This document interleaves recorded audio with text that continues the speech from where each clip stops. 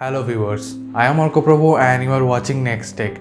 So today in this video I am gonna unbox this Bode Bassheads 242 earphones. So without wasting any more time, let's get started. Subscribe our channel NEX TECH for more quality tech videos and press the bell icon and press all to get notified every time I upload a new video. So here is the box packaging of Bode Bassheads 242 earphones. Here are some specifications mentioned on the box.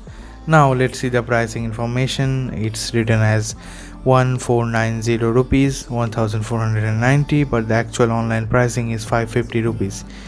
Now let's cut the seal and open the box. So at first you are getting a carrying pouch, which is very good in this price range. Here is the main product, the earphone. As you can see, it has angled earbuds and sports type ear hook for snug fit, and it has straight type 3.5mm audio jack. Now let's see what else do we get. Here are some extra ear tips according to your size. You can adjust the ear tips. Here is a hashtag I am a Basshead sticker and a huge catalog of both products. This earphone does also have a multifunctional button with volume control and media playback button. Now let's talk about my first impression. I have a mixed bag of feelings about this earphone.